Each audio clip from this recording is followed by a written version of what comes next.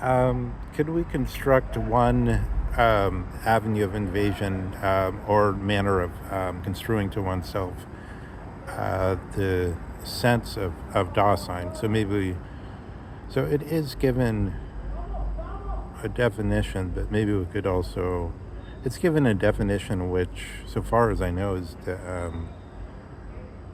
um, it sounds like the definition of the kind of ontotheological God, because it says Dasein is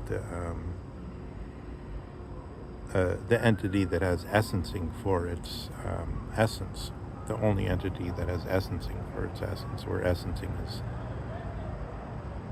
um, how essencing is to be understood is somehow in question. So let's say, can we construct it just by um, the way of Descartes and the way of Husserl, in order to show the contrast between that view and the view of representation. So Husserl, as it says, the representation is the like, say, this kind of weeping yellow leaves and sort of minty green and pale green on this plant here. That's the way I see it. Now,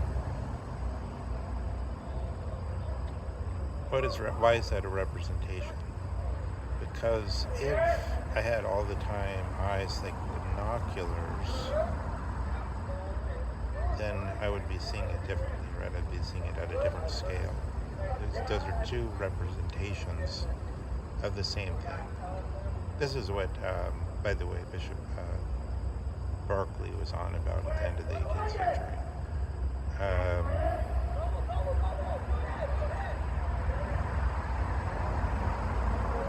What he wanted to do is refute Descartes and the followers of Descartes by saying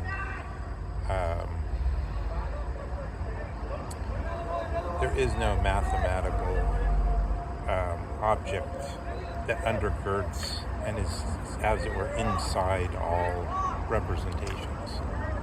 Representations are like points of view, but points of view that are based sort of on things like what the structure of our eyes, or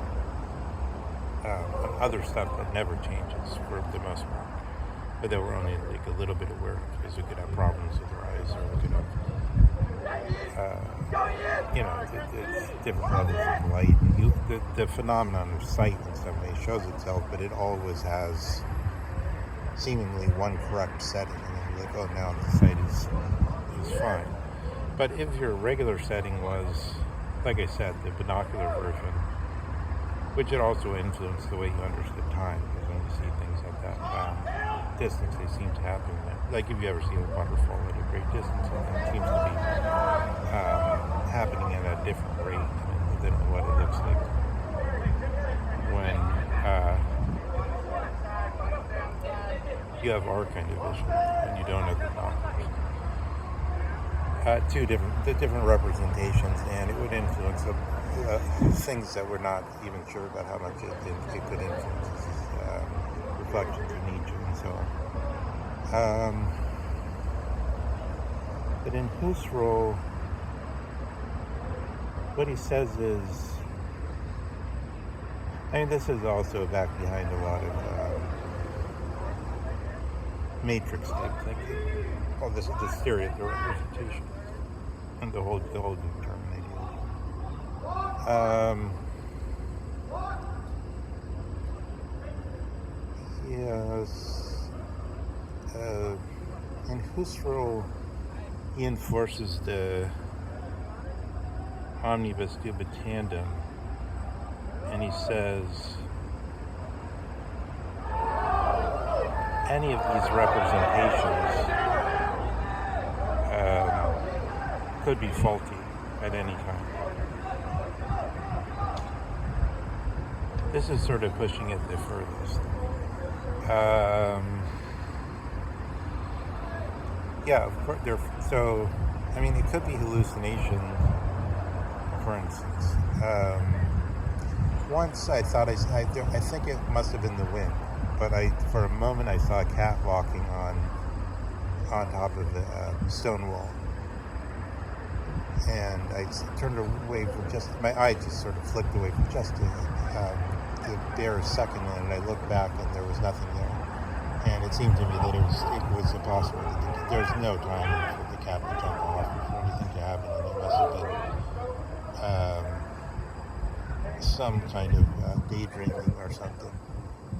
Not to say just hallucination, but hallucination seems wrong because it just seemed to be the real thing. But then reason told me, no, there was no time. There was sort of a gust of wind. Since cats are not threatening, it maybe that's why the whole situation was not threatening. So maybe that's why that particular hallucination was primed or whatever.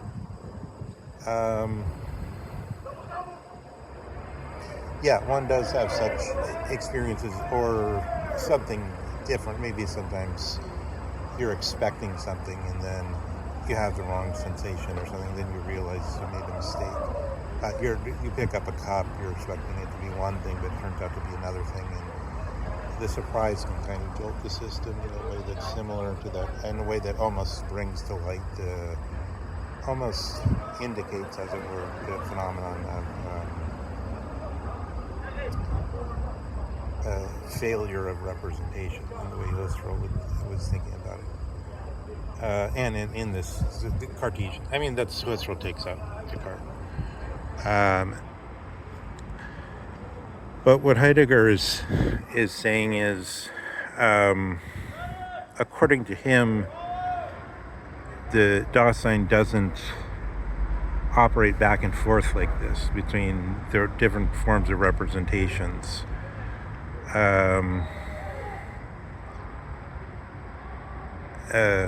Where each one, according to Husserl, the intentionality would be that each of these representations in its existence is our intentionality. In other words, it's a specific type of our mental structure.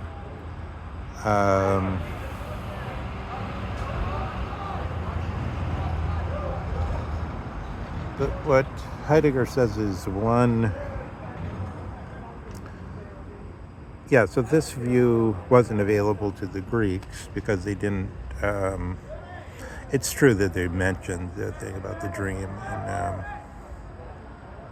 the Theaetetus, but they never went into it. But they do have the divided line, which is interesting. But where exactly does the divided line take place? It takes place between the senses, sight and so on, and nous.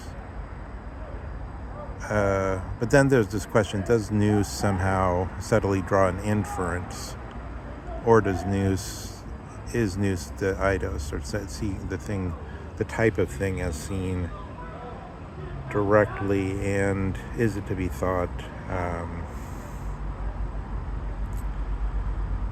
on analogy with sight somehow as representing?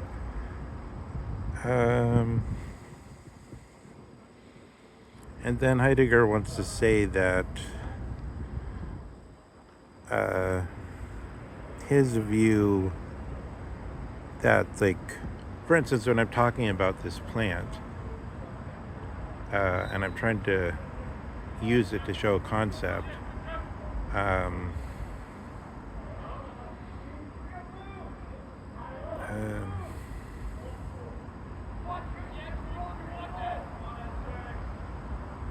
it's as though, well, I don't know how to do it from that way. I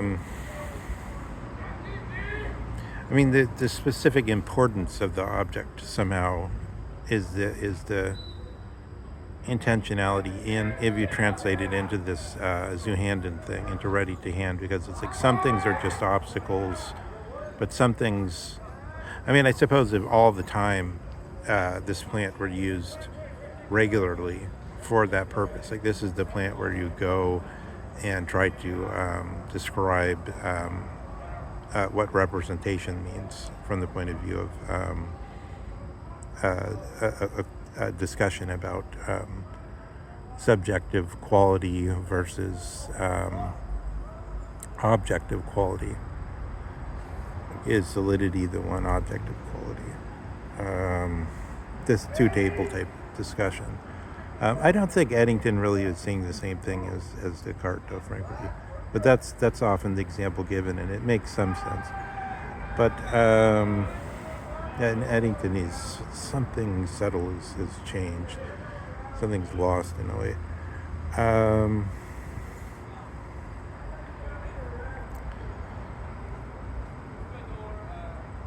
We could understand it as the Dasein version. Dasein has its world in contradistinction to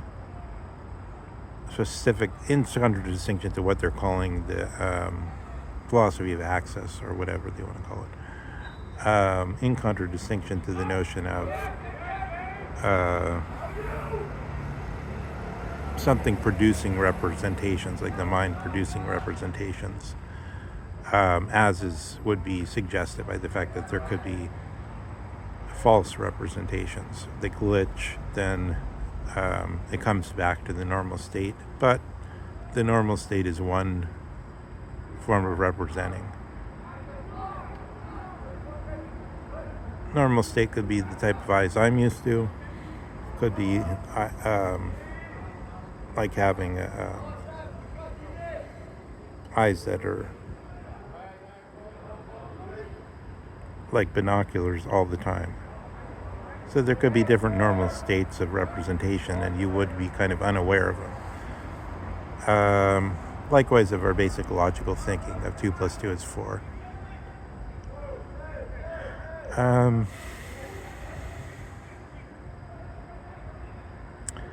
Yeah, Dostoevsky says sometimes, I think 2 times, what is it? Sometimes 2 times 2 is 5 is more charming.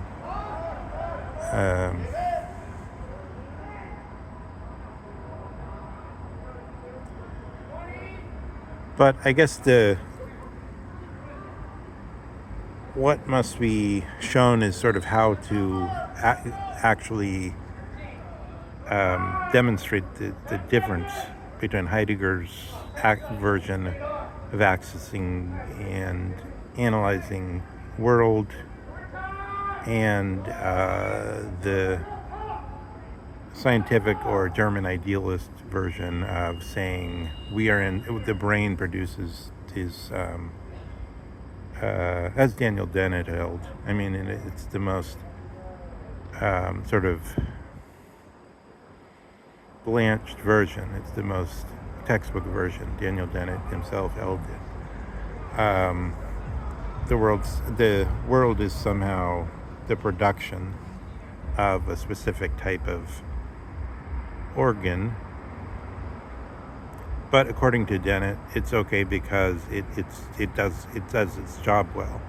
That's a bit difficult because you could say the binocular version is true, but the eyes at the level of sort of the way our lenses are is also true. And George Berkeley argues that there is no one true way. There's just all this to be perceived, and there's all these different ways. And he thinks of God as always perceived. If the tree falls in the forest, it makes a noise because God is there to perceive it, even when no other being is there. That's his version. But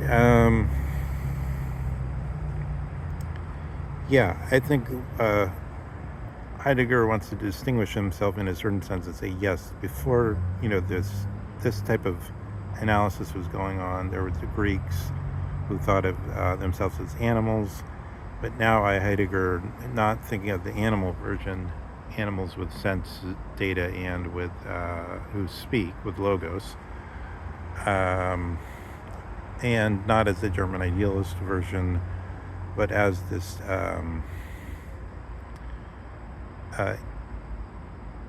third version, and that's the Dasein version. But I think the Dasein version, it's Heidegger is thinking it within Designfrage, so it's further complicated.